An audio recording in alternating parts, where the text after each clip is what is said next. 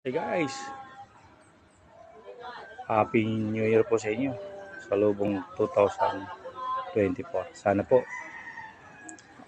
lahat po ng mga panood at lahat po ng magre-react dito sa video na to ay pagpalain po ng ating mahal na Papa Jesus. At ano pong maging kapalaran natin ay ilaan po natin sa Kanya at ipagkatiwala.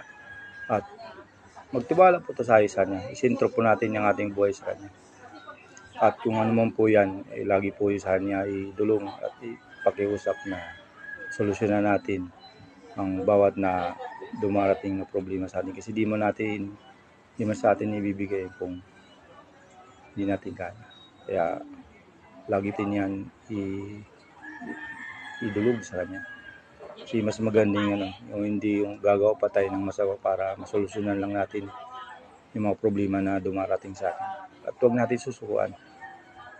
Alam na po natin yan na mayroon yan solusyon. At huwag lang tayo gumawa ng masama at nakakasakit sa kapwa natin, lalo sa mga natin sa buhay. Kaya ano po yun natin guys, panoorin po buong video. Follow, share, like. Maraming salamat. Happy New Year.